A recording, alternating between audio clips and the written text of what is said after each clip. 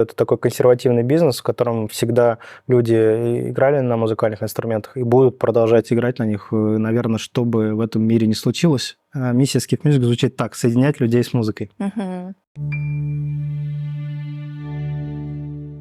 Мы продолжаем наше интервью с Борисом Колесниковым, основателем Skift Music. И во второй части нашей беседы мы поговорим о том, как устроен этот бизнес. Бизнес музыкальных инструментов и тех сопровождающих товаров и услуг, которые к этому относятся. Борис, скажи, пожалуйста, кем являются ваши клиенты? Классный вопрос. Многие думают, что клиенты музыкального магазина – это музыканты. Да? Но это не так. Клиенты музыкального магазина – это простые люди, абсолютно все люди, которые есть. И если смотреть на цифры, да, как мы любим цифры, то 95% наших клиентов – это люди, которые используют музыкальные инструменты для хобби. Ну, вечером играют на гитаре, музицируют там в компании, поигрывают на клавишах или учатся в музыкальной школе. Ну, то все это люди, которые используют музыкальный инструмент для хобби. Примерно только 2-3% наших клиентов – это люди, которые используют музыкальные инструменты, можем так сказать, в профессиональной деятельности. Пусть это будут музыканты, не обязательно зарабатывающие на жизнь музыкой, но которые играют в группах, которые выступают где-то в клубах, барах, на каких-то больших, может быть, площадках. Не всегда известные музыканты, да, ведь все-таки групп очень много разных, и не все из них суперизвестны. И оставшиеся там еще пару процентов – это какая-то профильная индустрия проката.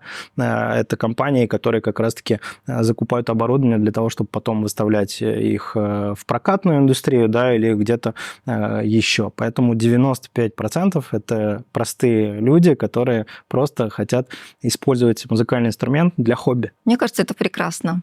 А ты мог бы поделиться такой цифрой, как средний чек? Ну, вот он очень сильно плавает от города к городу, да, но примерно он где-то около 10-12 тысяч рублей. И еще вот такой вопрос чисто экономический. Как ты оцениваешь, вот каковы должны быть инвестиции для того, чтобы открыть один офлайн-магазин в регионе? Но так как мы активно развиваем нашу сеть Skift Music, и в том числе по франшизе, да, на текущий момент у нас уже 22 магазина в 22 городах страны, то у нас все эти цифры и данные есть. Я думаю, мы в описании, да, ставим ссылочки на наш сайт, где будет более такая развернутая презентация. Могу сказать так, что, во-первых, все зависит от города. Потому что население города очень важно. Если это город с населением 100 тысяч человек, это одни инвестиции. Если это город, например, с населением там, 500-900 тысяч человек, то это совсем другие инвестиции для открытия. Вот. Ну, если говорить ориентировочно, да, то в малом городе можно запускаться, имея 2-2,5 миллиона рублей, уже можно что-то стартануть. Если это крупный город, то здесь инвестиции составят примерно от 5 миллионов рублей.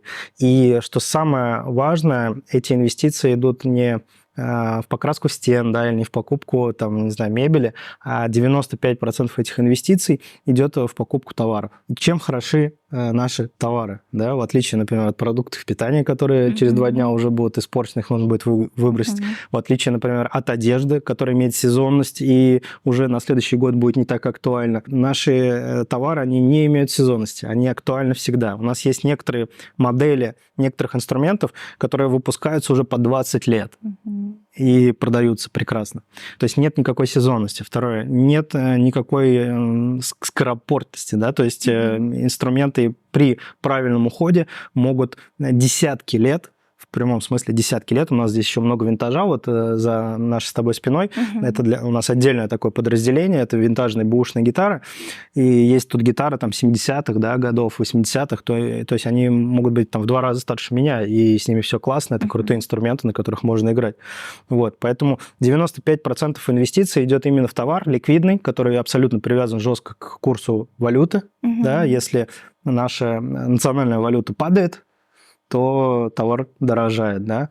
И в этом плане это тоже очень крутая инвестиция. У нас даже есть такое подразделение, как инвестиционные инструменты. Есть люди, которые очень хорошо разбираются в музыкальных инструментах, и это еще называют альтернативными инвестициями, да. Ну, есть классические инвестиции, там фондовый рынок, там, не знаю, облигации, еще что-то такое, а есть альтернативные инвестиции. Это может быть, например, коллекционные напитки, какие-то там вино, коньяк и так далее. Это могут быть монеты или там еще что-то. Это могут быть какие-то какие-то еще коллекционные товары, картины, да, искусство. И вот музыкальные инструменты тоже являются частью такой альтернативной инвестиции, и можно очень классно инвестировать в гитары и чуть-чуть на них зарабатывать, и как минимум стабильно сохранять свои денежки, свои деньги, которые будут привязаны к курсу доллара. А какую окупаемость в своей сфере ты бы назвал хорошей? Средняя окупаемость у нас после открытия 2-2,5 года. Это нормальные цифры для консервативного, стабильного бизнеса. Мы не обещаем гор, да, то есть в отличие от многих других предпринимателей, да, которые говорят, что там вы, главное, давайте быстрее несите деньги, через полгода вы уже все окупите, начнете зарабатывать миллионы. Мы по-честному все говорим, как есть. Здесь нет никаких гор, здесь нет никакой сверхбыстрой окупаемости, здесь есть такой нормальный классический бизнес, в котором можно абсолютно спокойно за 2-2,5 года все вложения свои окупить и дальше потихонечку начать зарабатывать. Наверняка в этой сфере есть риски. Ты мог бы поделиться, вот что необходимо учитывать? Ну, риски, я думаю, в любом бизнесе есть, Да. И здесь никуда от этого не деться. Вот мы пережили за последние несколько лет пандемию, многие ее не пережили. Да. Да. Мы росли в 2 раза каждый год пандемии.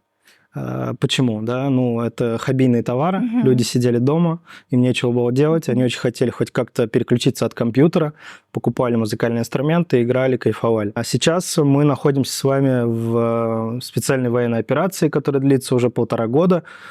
Мы по-прежнему продолжаем постепенный планомерный рост, ничего не изменилось. Люди как занимались творчеством, так и занимаются. Они хотят отвлечься от текущей повестки, да, и поэтому музыкальные инструменты и вообще, в принципе, музицирование это очень хорошо этому помогает. С точки зрения вот таких открытых рисков, ну, вот, собственно, с 2005 года, да, мы пережили еще несколько серьезных кризисов, да, там первый кризис 2008 года, Да. потом 2013 года, потом вот 20-й, 22-й, вот все это мы как-то переживали, вот, поэтому ярко выраженных таких вот моментов, за которые здесь можно беспокоиться, я, честно говоря, вообще не вижу.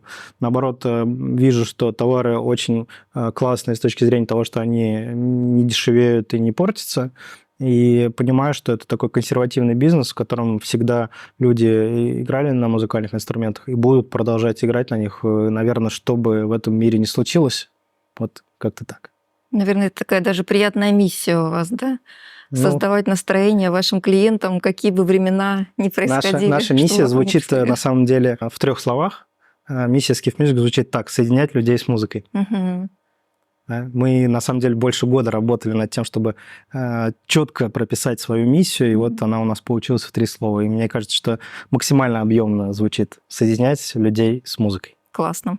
Скажи, пожалуйста, ты мог бы поделиться, какие каналы продвижения ты используешь и какие наиболее эффективные каналы привлечения клиентов? И вот с точки зрения этого вопроса, насколько эффективен твой YouTube? Ну, первое, то, что мы используем, это наш бренд Skiff Music. За 18 лет он стал достаточно уже известным в индустрии, и мы, на самом деле, используем это по полной.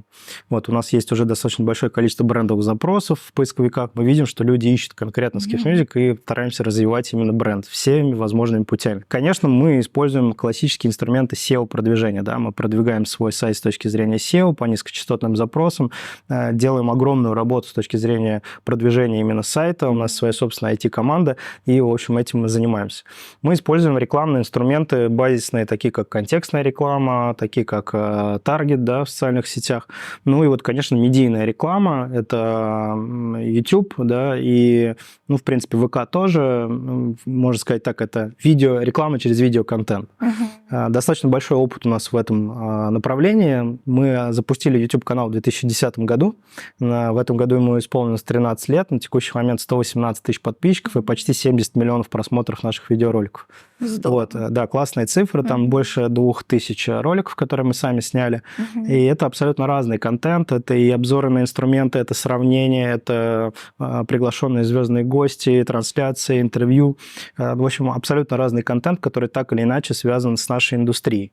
Плюс за годы в YouTube и в других социальных сетях появилось достаточно много блогеров, с которыми мы коллаборируемся, интегрируемся, делаем совместные выпуски, приглашаем блогеров к нам в гости, сами отправляем свои инструменты блогерам, делаем совместные обзоры. В общем, вот такие коллабы, интеграции, они тоже очень хорошо помогают росту и бренда Skiff Music, и, в принципе, продажам прямым тоже. Мгм. Мы немножко затронули планы, но, может быть, есть что-то еще, о чем хотелось бы поделиться. Это мой любимый вопрос. Ближайшие планы развития на 3-5 лет, компании и, возможно, индустрии в целом. Как ты это видишь? Skiff Music продолжит свое развитие. Мы, собственно, планируем открыть 172 магазина минимум в России, поэтому у нас такой четкий план, мы к нему идем.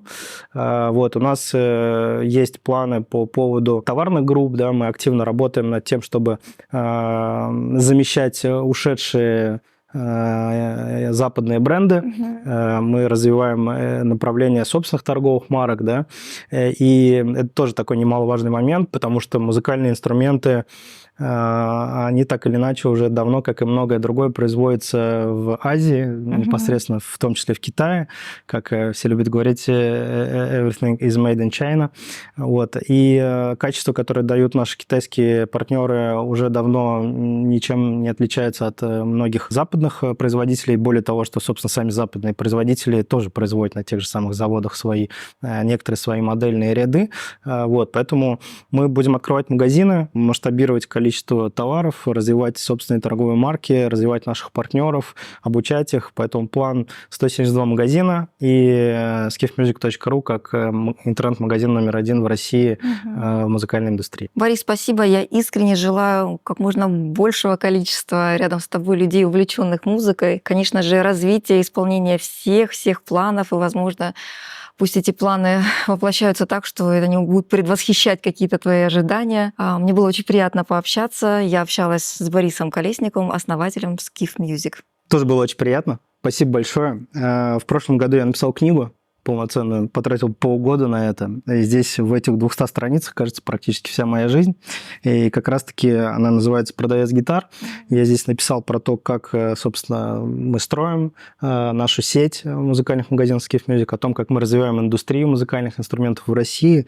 Вот, поэтому тем, кому будет интересно, ссылка, я думаю, тоже будет в описании. Вот, и хочу тебе эту книгу подарить. Спасибо большое, я с удовольствием ознакомлюсь. Спасибо. До новых встреч на нашем канале.